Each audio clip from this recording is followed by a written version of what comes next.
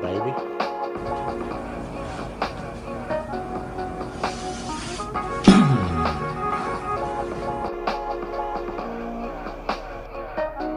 What's up, guys? Greg here with another war recap. Brought three guys on for this version of the recap. I've got Grizz. Say what's up. Hey, what's up, man? I've got Leroy here.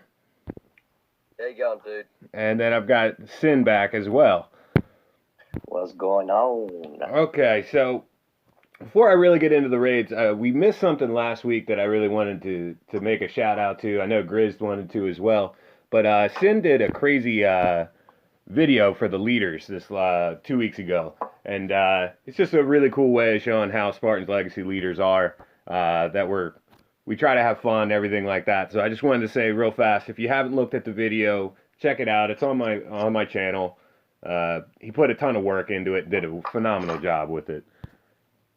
Thank you, brother. Appreciate it. What's the video? Spartan Royals. It's just a little shout out to all our leaders. It's a bit of fun, bit of an intro for everyone, so everyone has a face to the name. Okay. So we matched Crystal Warrior.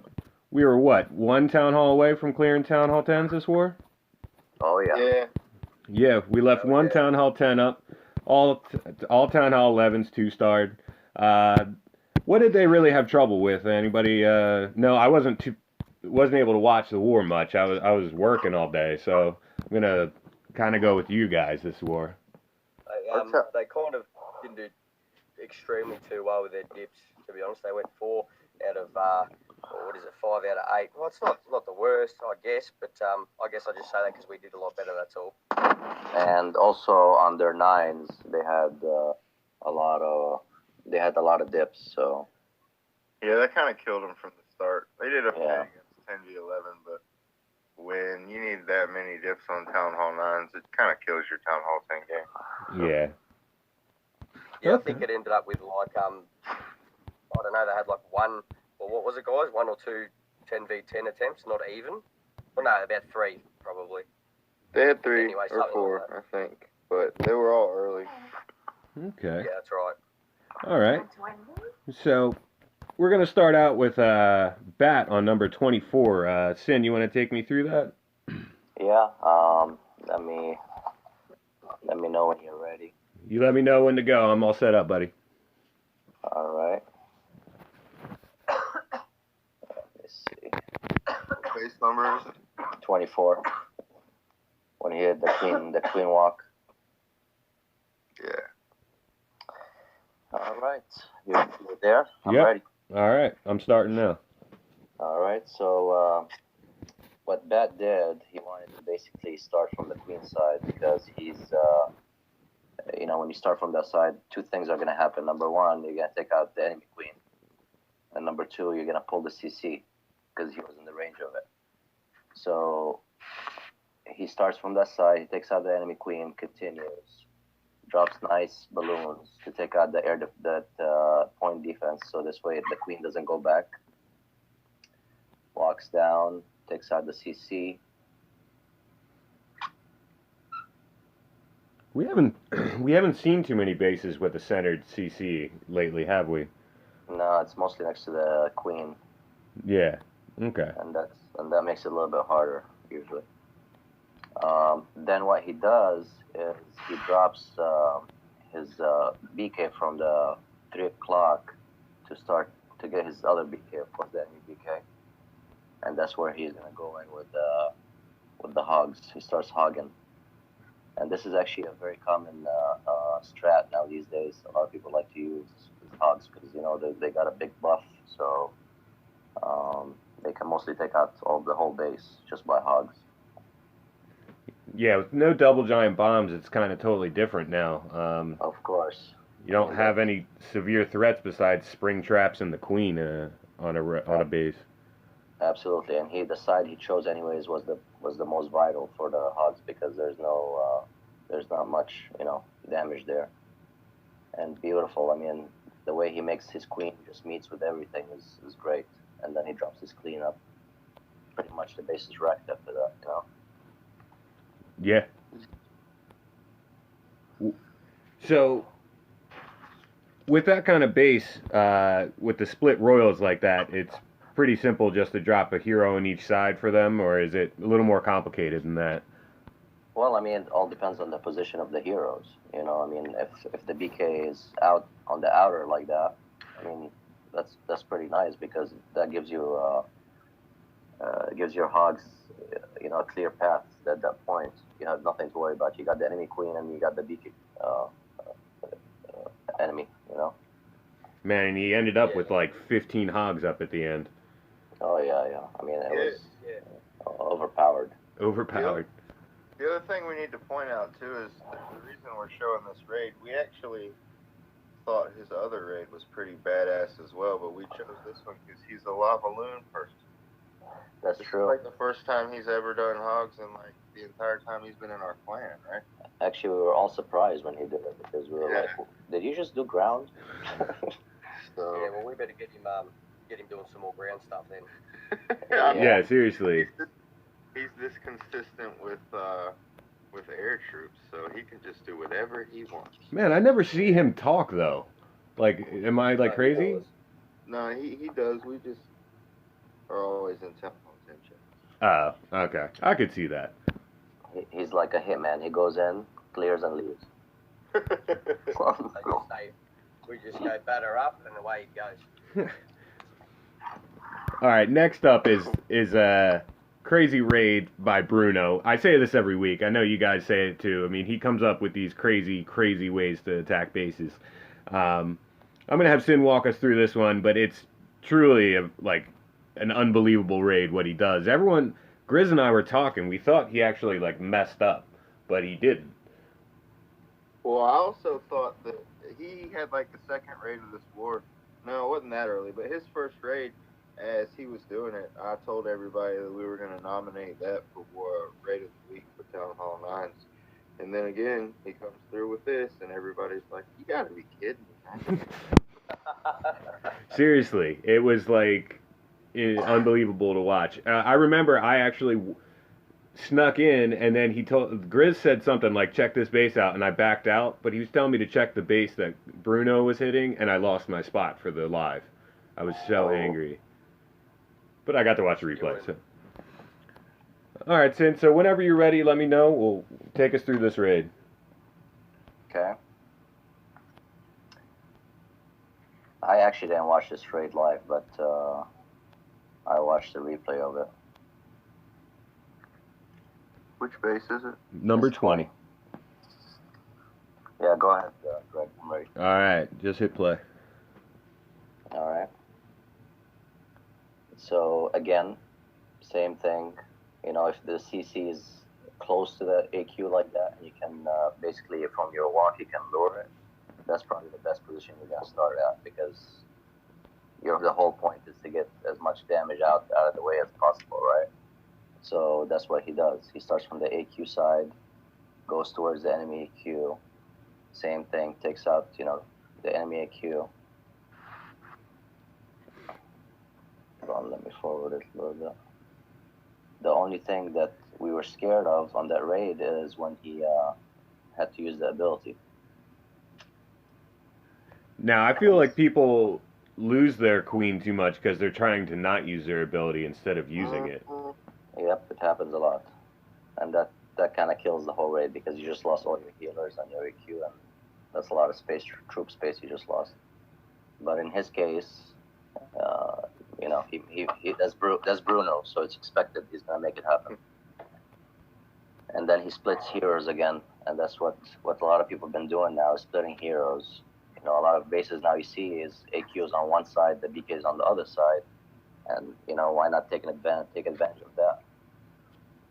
And that quake What a lovely, was insane. lovely quake. Yeah, that quake was insane. He opened up what? Opens up the whole base exactly for you. So I mean, AQ goes in nicely, takes out all the ADs. Everything is done for him. You know. You don't see that quake every day, I'll tell you that much. He's opened up 2 walls, just to sneak the queen right down the cuts there. Exactly. But of course, I mean, all that is, you know, planning. I mean, he looks at the base and he sees the best way to get in. And well, what's crazy is he did that quake on the fly. It wasn't like he did that like in the beginning with nothing going on. Yep. Yeah. He was like queen walking and had his king ability going, and he like quaked open the core like it was nothing. He made it look simple. But the fucked up thing. Sorry, go ahead. The fucked up thing is, he actually had a hound and a loon at the end and a haste. That he just swagged. Yeah.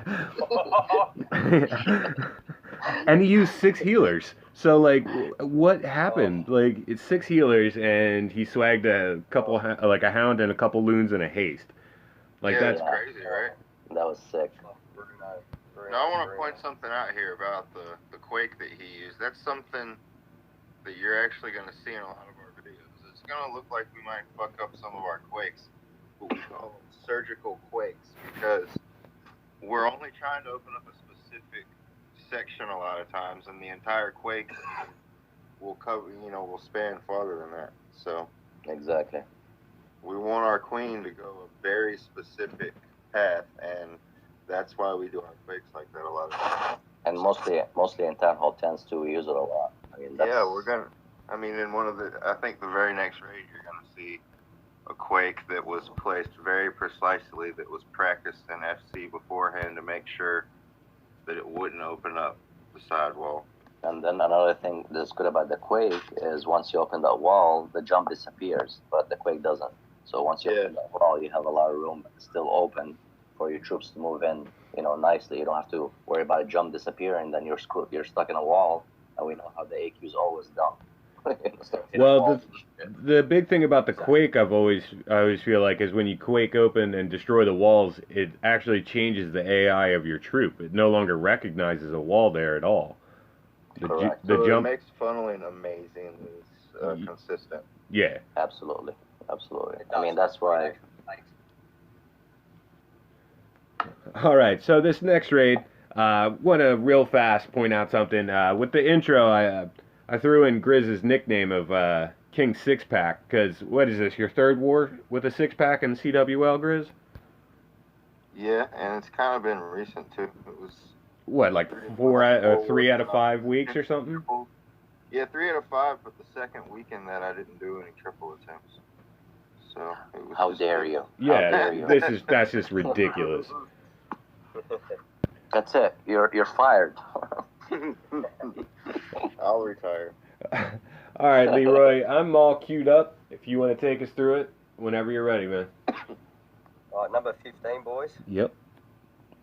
Number 15, we got Grizz. And Grizz, I don't know if you remember me writing to you this in chat, but I kind of said to Grizz, by the way, this raid was at the end of war, and I kind of said to Grizz before, so I sort of, I don't know, 8 hours into war, I said, Grizz, get me a 6-pack, and if you don't get me a 6-pack, I want you to leave the clan and give me leader. Grizz just said, Grizz pretty much said, fuck off, Leroy, and left it at that, and I thought, all right, good, so he means business. So, I mean, you all know now he's 6-pack, so I don't get fucking leader now. But anyway, all right, let's play. Hit play? Yep, hit play, boys. All right.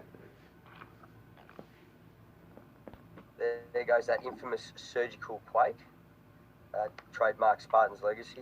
And what you're going to see, comes in here with a go baby bow. I'm terrible with these names. Go Bobby? I'm going to call it a go Bobby. Yeah, it's a go baby. Yeah, definitely go baby. And lovely little bowler there to help his funnel. A couple of golems down, making his funnel here. That quake, as you can see, is just fantastic, and it's just going to route his troops all the way through the centre there. And obviously with this strat, you want all the air defences down, and this is what he's going for. So funnel down, nice early freeze, and he's patient with his rage. There it is. Boom, rage, heal.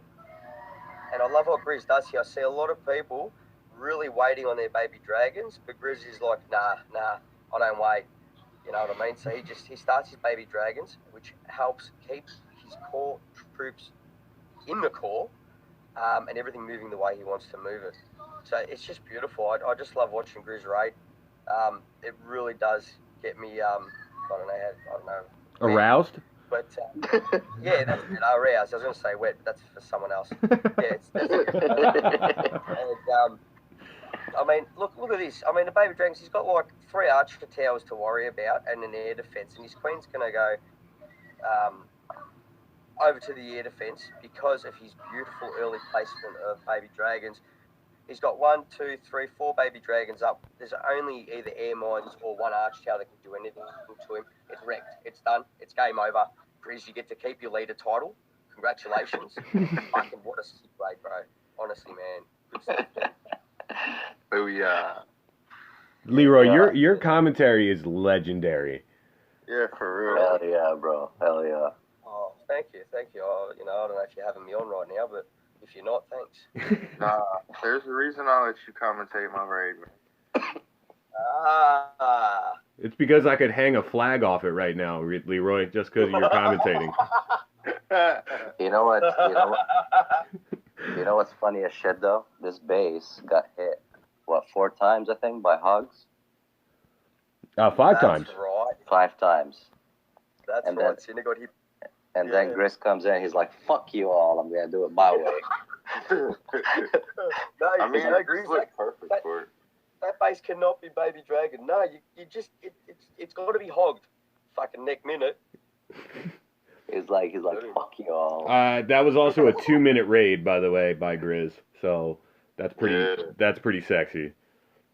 Yeah, that was. I mean, it was just beautiful. Expected. All right. So Leroy, are you gonna take us through Lyra solves on number 14? Yeah, sure. I'd love to. Let's go. Punch it up. I'll tell you when you play. Yep, I'm all queued up, everything, and I'm just sitting here waiting for you. All right, no worries. Just as usual, huh? All right, go, shoot. Okay. All right, Leroy's going to come in here at about 2 o'clock. He's going to do a couple of golems and just start a couple of whiz for his funnel. Now, Leroy was busting my... Lyra Sol was busting my chop while Sin and Grizz and Greg and everyone, all the other co-leaders were sleeping. So what you've got to realise is I've become pretty much the only co-leader awake when the 9s are about to clear, and I've got to make game plans, and I shit myself every time I need to make a game plan, and I wake up and grill me. So anyway, he comes in here, double wall. Obviously, one of them died because of the bomb tower. Lovely rage down. Nice early poisons. Gets all that done. Looking good. Nice early hogs too. Hogs coming in. Queen getting it done. Bowlers wrecking. Lovely freeze there. And I guess the key to success utilising these hogs is he started them nice and early. So he's keeping his kill squad to one side of the base and the hogs are working on the opposite side of the base. So that's a real good key factor to take into account when you're using hogs, is to not be too late with them. So what can I say? I mean, the hogs in a heel, there's 4 defences left. The Queen's going to take out the defences at 4:30. The hogs are still working at 7 o'clock. I mean, this is fantastic. He's got a whiz for cleanup up the top. I mean, you know, I'm glad I said to you, Lyra, I'll go for it, mate. You've got this, bud. And, I mean, he just wrecks his... Oh, and can I just mention, it was a fresh hit. Yeah, and, it was. Yeah, it was a fresh hit. No scouts needed, you know. And, yeah, he was just like, oh, look, you know what? Actually, when war started, he said in chat, literally 5 minutes into when war started, he said, guys, I need to go to sleep, or I've got to go, I don't know, pay some bills, or, I don't know, go get a massage. Yeah, here's to go to sleep. I want 14. No matter what, I really like 14. So, yeah. He came up with the goods. Man, and yeah, that's a great thing to wake up to. What's crazy is he didn't even bring troops for the builder huts. So he got through the base and got 3 builder huts with everyone, all the troops at 9 o'clock. Don't worry about that, Greg. I DM'd him and I let him know that, mate, it's all, you got to bring archers next time, all right? Because that's not on. So you can do that next time, all right? Okay. Well, he's amazing. He's part of the group that we got from the German Clan Wanted 1.0. All those guys are very amazing clashers. Yeah. Good clanmates too, actually. Yeah, I'm good friends, a lot of them. All of them. So you saw it here. Hogs can still triple 10v10.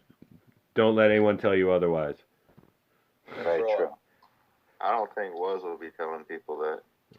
No. Mariana Trench had 2 very sick hog triples in the war.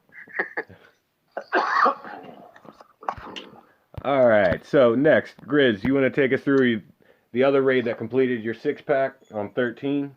Well, this actually started my 6-pack. Oh, I'm sorry. Started your 6-pack. I'm sorry. This is another one of those raids where Dylan, he comes out and he likes to hit fresh early in war, and he got, what did he get, like a 94% on this base? Yeah, 94. So, what did you say? 94. Yeah, 94. Yeah, he couldn't. It wasn't quite replicable, but we sat there and we looked at it, and that's my favorite thing about our Town Hall 10s. When we work together, after this raid, me and Hex and a few other people sat there and just rewatched the raid and figured out where all the SAMs were at. Since we were tweaking a raid, it made it a lot easier because we could just literally rewatch the replay over and over and decide when to do everything in this raid. Like, nothing that we did until about the last 20 seconds. Well, nothing that I did until the last 20 seconds was improv. Everything before that was basically, once your queen gets here, you press this button. You know, that's how far we had it planned down to. Yeah, So. Grizz, if I can just jump in there quickly, mate. I mean, I had the luxury of logging online and jumping in that voice chat with you and Hex at the time, and the way you guys plan it and the drops and the timing and help each other plan is fantastic. I know I'm saying the same thing, but I just wanted to add that, yeah, really good job. Thanks, man. Let me pull it up and we can go through it. Okay. All right, I'm ready when you are. Yep, I'm hitting play now. All right, so first thing I do is drop the queen at about 11 o'clock. You'll see her go down, then the healers. What we were going for with this next thing was drop the baby dragon, get the funnel, and take out the Archer Tower. Because what we wanted to do, and you can see me fail trying to take out the mortar tower at the bottom, and then I drop my quake to go ahead and make my second phase easier. So then this Archer Tower goes down. The plan was for that balloon to take also the SAM that's right behind the queen. It didn't do it because my baby dragon didn't take down the Archer Tower, but the baby dragon comes over and takes it out herself. It's very important that I keep all three of my healers for this raid. So that SAM would have cost me. So start my kill squad after poisoning the king. Start my funnel with the bowlers and a couple of wizards, and then I come back and I have to rage my queen to keep her from dying. By that time, the funnel's made already, so I can just drop all my junk down. King, bowlers, everything's coming in. Keep an eye out for a Tesla to pop right in front of my queen, because I have to drop another balloon there to kill the SAM. Drop my rage. Drop my poison. Heal comes down. I mean, we're literally just running through this base. We weren't actually planning to get the 4th air defense, but the kill squad got a little bit farther than we wanted it to. Which is always a plus. Yeah, exactly. At this point, once that 4th air defense goes down, it's just a matter of time. I just have to wait on my queen. So, you know, we give it a minute, get all these buildings down. The plan was to break in where that Tesla just popped up at, and my queen would take out that last air defense, because that's what killed the raid before this. But we didn't need to. And it's good, because I actually fucked it up. I was supposed to drop my baby dragon at 9 o'clock to tank that Archer Tower, and I didn't do it. You'll see that in just a second. So, yeah, like you said, it didn't matter anyway, but yeah. I loved when you dropped that baby dragon from the top that came right at the Expo and the Inferno. Oh, yeah, exactly. That shit was awesome. Now, how did you decide to come up to only use 3 healers? Like, oh, that was Dylan used 3 healers before that, and both the SAMs that we were talking about killed 2 of the healers. So when he gets right here, he only has 1 healer left, and he's down to like 25% health. So his queen went down fast, and that last air defense just entirely killed the raid for him. He couldn't take it out. Yeah. So Dylan what we had come up with. Go ahead. I was just saying, yeah, Dylan basically had 1 healer from 9 o'clock all the way through to 6 o'clock. Yeah, and since we saw where the SAMs were at, we knew that we could trigger them on the way. So I had 3 healers going in instead of 1, and where the queen ended up breaking in, we were going to wall break in and just take out that last air defense. So, I mean, it would have worked even if the AD had stayed up, as you can see. So, solid planning. Hexazine is one of our best Town Hall 10 planners, and he spent like 2 hours going over this raid with me. So Yeah, he was on voice too. That was awesome. Shout He's like, out to Hex. drop that shit. mm-hmm. Yeah, I don't know how you guys can raid with like while being on voice chat. It would like spaz me out. Actually, it that's helps. what you would think. That's what you would think, but it calms you down. It's like going into a soccer game by yourself or having all 10 of your buddies next to you, you know? So, I need to try it. I really need to try that. Yeah, I like it. I mean, those last 2 pinpoint baby dragons that I placed, we had, I mean, you saw how long it took my queen to get down from 9 o'clock to 6 o'clock, right? Yes. So that entire time, me and Hex are having a conversation about where would be the best place to drop those last 2 baby dragons.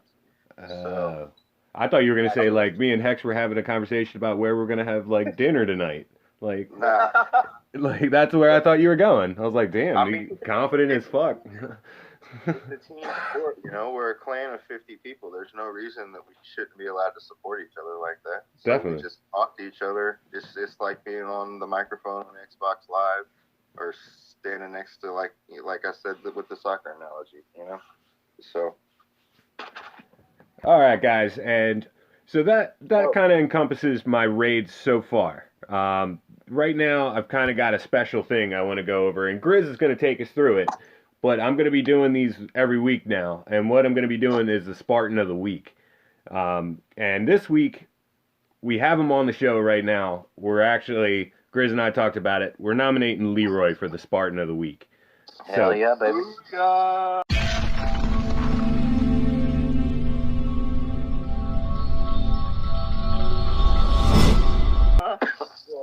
What's going on here? All right, so Grizz, take him through it. All right. Well, don't start the raid quite yet. No, I won't. I'm gonna cue it up, and it'll be on pause. You can talk as much as you want. Wait, what are we doing here? What's going on, guys? Raid of the week, we're going to do a featured raid for every war. The co-leaders are going to decide which one of the raids is one of the most key raids to the war. And we're going to show it as the featured raid at the end of our show. So for Leroy, he's like 14 for 14 in Town Hall 10v11s in our recent wars. And we can't stress how important that is for us. That's beast. Yeah. The rest of our Town Hall 10s they're very good. They're averaging just above the league average. But I mean, when you have a guy like Leroy that can just come out and just nail 2 10v11s every fucking war, it takes so much pressure off the rest of the plan. Oh, stop it. Absolutely, bro. Yeah, absolutely. fuck off, Leroy. Yeah. So good job, Leroy. I'm proud of you, bro. You showed everybody up recently. Yeah. I appreciate it, guys. Thank you. It's for the clan. We love you, baby. We actually started off a little slow at 10v11 this war, and then Greg got our first 2-star, and then of course again Leroy, while we're all sleeping, comes through and just knocks out 2 2-stars. So yeah, boys. And again, it was right before I went to bed. Leroy jumped in and started planning his raid in voice chat, and he thought he had a really good plan, but he was really stressed out because every defense on this base is max except for walls. So you can consider this a completely max Town Hall 11. He was a little unsure about where he was going to get the rest of his percentage from, and Hexazine pointed out 6 places that he could drop archers and get a couple of extra buildings. So, respect, Hex. Yeah. And Leroy's going to do something tricky in the beginning of this raid, so let's go ahead and hit play. All right. So, like I said, first thing he does is drop these archers. Just pinpoints the buildings.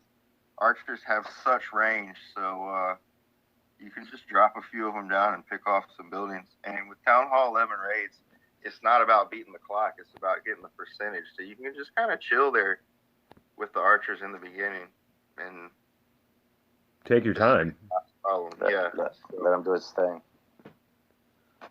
So these buildings are going to start going down, and Leroy's going to start dropping a couple of gallons for his funnel. The tricky thing he has to do here is a double wall break of 2 layers. He's practiced this in FC, so he said he knew exactly how long a wall section like that on the outside had to be for wall breakers not to ignore it, and he was confident. So you see all 4, both sections go down real fast. He drops all of his troops, got his funnel good, gets his quake down. I mean, at this point, he's pretty much good to go, Drop the freeze, heal, rage in, got mad percentage. And then one thing you'll notice is he's going to start dropping his baby dragons early as well. A lot of people hold their baby dragons until their kill squad dies, and that ends up fucking them in the end because the eagle will target them. But if you do it like Leroy did right here, the eagles are distracted, so your baby dragons on the outside can just kind of scoot around and grab mad extra percentage.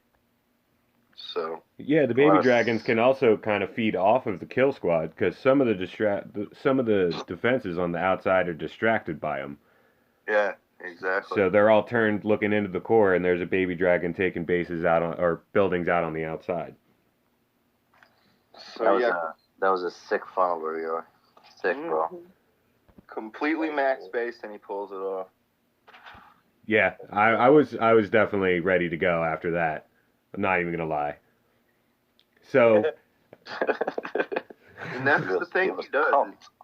He knows he's confident after the way he's been playing lately. One of the things he likes to do is pick out the hardest base and take that out, and then with his second shot, he always picks a base that fits his specific style. So that's more of a guaranteed, hit. So hell yeah, Leroy.